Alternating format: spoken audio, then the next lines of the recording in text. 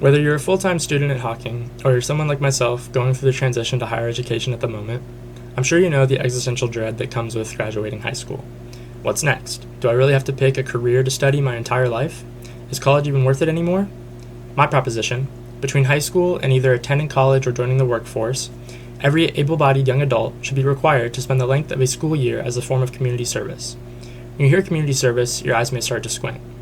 We know community service as a criminal punishment, where convicts in orange jumpsuits spend working days scooping trash off of highway shoulders. But on the simplest level, community service is just as the name suggests: serving your community.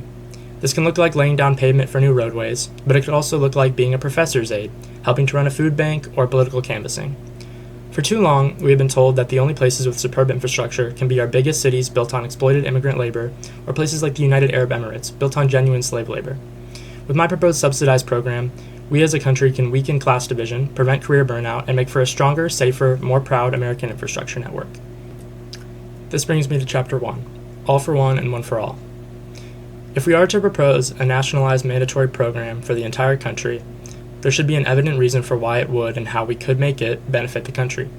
My basis for this is reciprocity. An article referring to reciprocity in terms of nations explains, reciprocal obligation lies at the heart of state-citizen relations.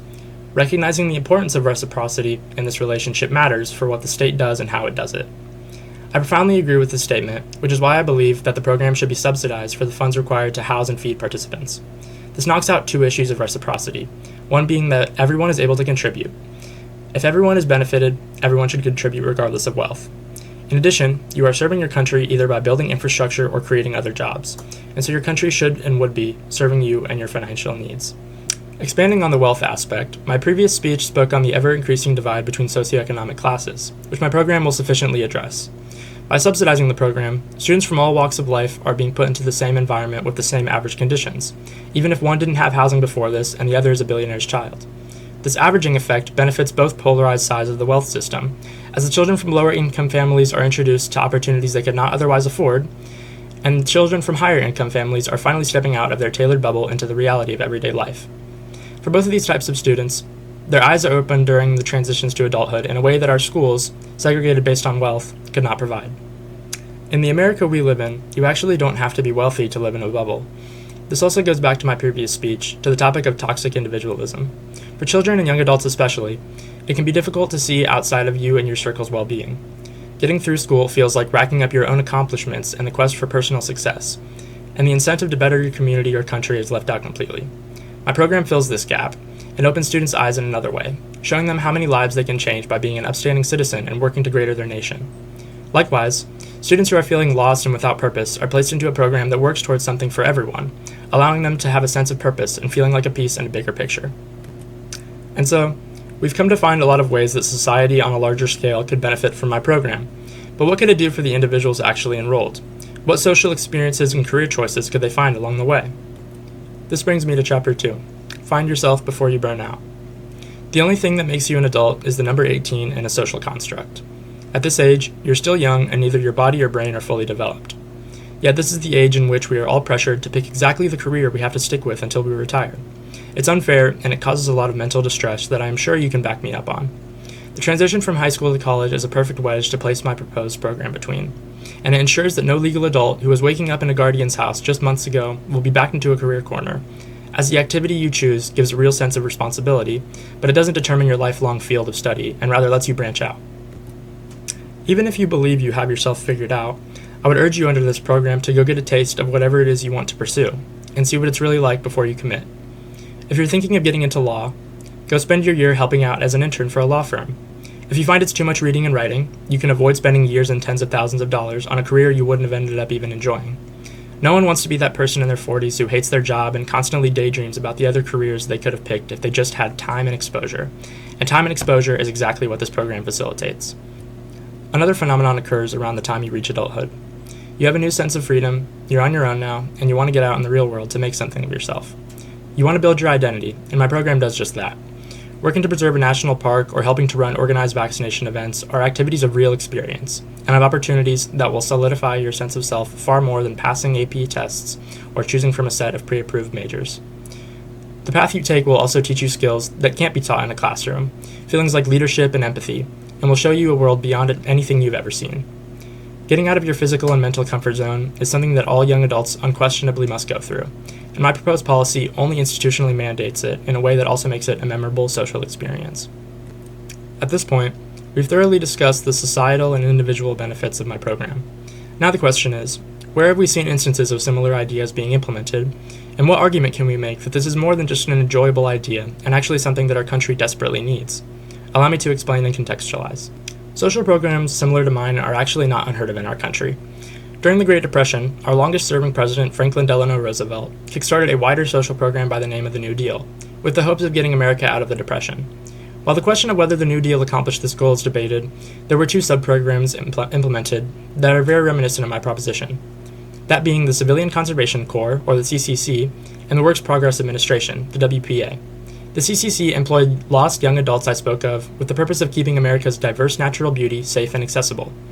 Workers lived in communities of subsidized housing, as I suggested, and the USDA Forest Service website cites the oral histories of CCC workers as saying the program would instill morality and provide a sense of purpose and national identity to enrollees. This is exactly what my community service program aims for, and we as a country have already proven it successful. As for the WPA, this program was undoubtedly even more socially beneficial than the previous program. The WPA focused mainly on infrastructure, employing working adults of all ages to build roads, bridges, schools, hospitals, and even water systems, laying the groundwork of what we think of as modern American industrialization today. While it did have a focus on infrastructure, the program also employed professionals of the arts, showing that these programs don't have to be based solely on manual labor and building cultural infrastructure in the process. The question you may be asking at this point is why we need to revitalize these programs from nearly a century ago, but most of the reason why is exactly that. These programs were great for the US, but we treated them as a one-time solution to the recession we faced, rather than a new norm. Now, most of the infrastructure projects we see today were built in this era and have hardly seen improvement in the near century since. The crumbling infrastructure crisis is only one of the existential threats that are just about to reach our country's doorstep, alongside the population decline and wealth inequality gap. But my prediction is that when our country inevitably ignores these issues until it's almost too late, and we fall into a depression-like recession, these programs will either see a resurrection, or they will need to, and the country will see great decay otherwise. The cause is here, and the examples have been set decades ago. Now it's up for us to act. Now, I understand that the infrastructure work I speak of, especially the demanding construction and/or cleanup positions, are seen in this country as second-rate occupations for people down on their luck or out of other options.